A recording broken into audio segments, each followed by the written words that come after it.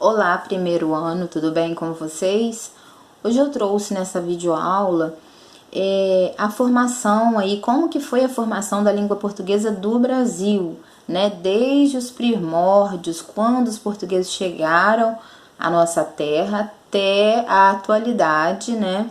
Uma atualidade, né, que na verdade a língua é viva, então ela está sempre em constante mudança, né? Vamos então acompanhar. Eu já comecei a falar um pouquinho com vocês na nossa aula no Zoom, né? Mas aqui eu trouxe todo o processo para vocês verem. Aí tá assim, ó. No começo, os portugueses adotaram a língua dos índios, né? Nós vimos lá que no início não tinha como falar português de Portugal automaticamente. Eles começaram a adotar, começaram a fazer ali chamadas de línguas gerais, né? Em minoria, os portugueses acabaram adotando o idioma indígena. Eles começaram a aprender um pouco também do indígena. Com a influência lusitana, surgiu uma língua franca, baseada no tupi, conhecida como língua geral paulista. Essa foi a primeira formação ali, né? Então, foi a língua geral paulista, utilizada na Vila de São Vicente, no litoral paulista. Essa foi a primeira vila, fundada em 1532.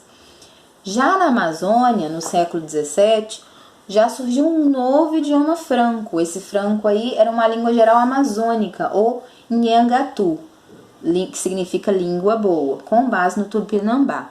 Tá? Então foram surgimentos aí, ainda era uma língua muito misturada, né? Praticamente mais indígena, né? E incorporando a língua portuguesa aos poucos.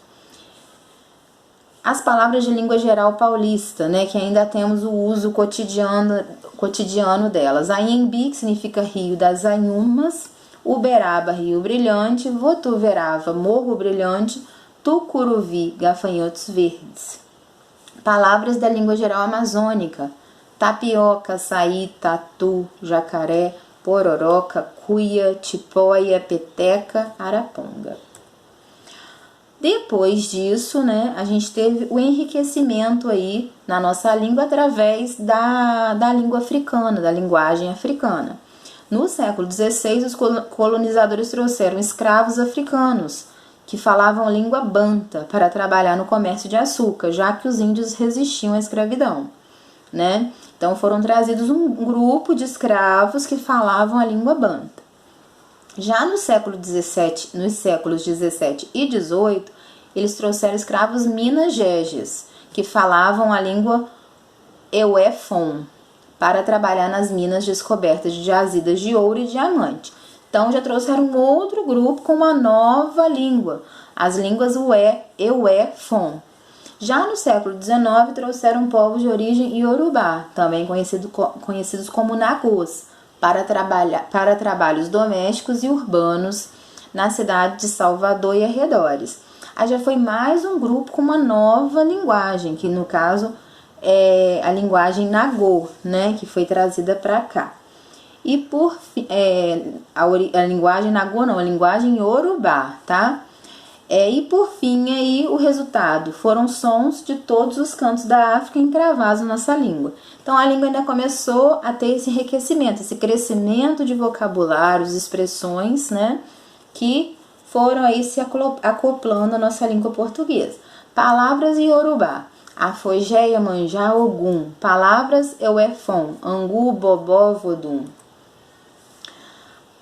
Só que em 1758 houve aí um movimento, né, porque eles começou a colocar o quê? A ser imposto, né, a língua portuguesa começou a ser imposta na marra, nada de línguas gerais.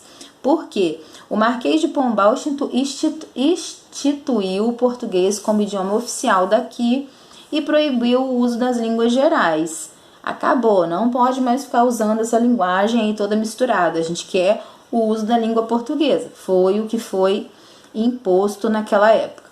Motivo: reforço dos laços com a colônia por causa da descoberta de metais preciosos e, posteriormente, no século XVIII, por disputas com a Espanha pelo território no sul do Brasil. Aí é que houve essa maior difusão da língua portuguesa em território brasileiro. Ok? Então foi realmente comercial, né? O interesse comercial que fez a coroa ampliar aí esse reforço no uso da língua, da língua de Portugal, né, o português de Portugal no Brasil. Diferenças entre o português do Brasil e o português de Portugal. Temos diferenças no sotaque e na grafia de algumas palavras.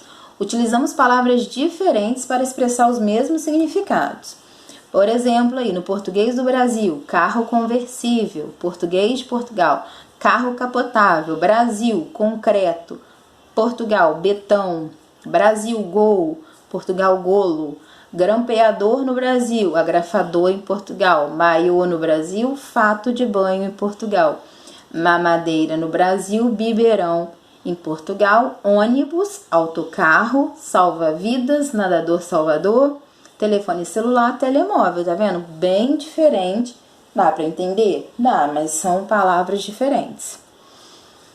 Com a chegada da família real, falar com sotaque português virou chique, né?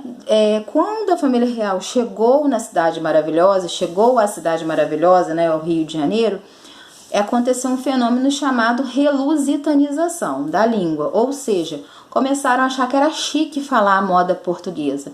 A linguagem que se utilizava lá no Rio ela tinha características da linguagem paulista, porque primeiro, né, foi em São Paulo e passou para o Rio. Aquelas línguas gerais lá de São Paulo foram incorporadas no Rio de Janeiro. Só que eles começaram a agregar ali a fala deles, o modo de falar de Portugal, o sotaque português, né? Exemplo aí, esse S chiado que a gente tem hoje no Rio, né? Por exemplo, vocês, né? Foi uma herança deixada dessa época aí de relusitanização da língua, né? Ou seja, achar bonito o modo de falar português. E as vogais abertas em palavras como também, esse também, né, que nós falamos por aqui também, né? Imigrantes temperaram o nosso caldeirão. Nós tivemos aí influência, tá, entre os intelectuais da cultura francesa, matinê, abajur, batom, essas palavras. Imigrantes que aqui se estabeleceram a partir da década de 1870 trouxeram em sua bagagem cultural diferentes sotaques, palavras e expressões. Alemães, italianos, espanhóis, portugueses e árabes se espalharam pelos 4 cantos do Brasil. Também aí, como diz aí o título, esse subtítulo, né? O tempero aí no caldeirão, mais tempero. Século XX, sons do sertão, dos estates e da televisão. A partir dos anos 1930, o país passou a navegar nas ondas do rádio, meio de comunicação de intensa penetração popular. Milhares de brasileiros deixaram o campo e o sertão em direção às grandes cidades, principalmente Rio e São Paulo, onde crescia a indústria e a construção civil. A cultura do interior nordestino marcou profundamente os grandes centros urbanos, transformando em universais expressões regionais como vixe, lascado e cabra. Durante a Segunda Guerra Mundial, o Brasil de Getúlio alinhou-se aos Estados Unidos, propagandeando o estilo de vida norte-americano. Palavras inglesas, bombardearam o país e são até hoje onipresentes. Quando a televisão surgiu na década de 1950, muitos imaginavam que ela daria cabo às peculiaridades regionais do idioma, uniformizando o português do Iapoque ao Chuí. Não foi o que aconteceu. Os brasileiros parecem capazes de absorver novas influências, cada um à sua maneira. Tribos modernas no novo milênio, gírias urbanas e internetês. Aí ele até brincou lá, né, que no início a influência era das tribos indígenas. Agora temos influência das tribos modernas.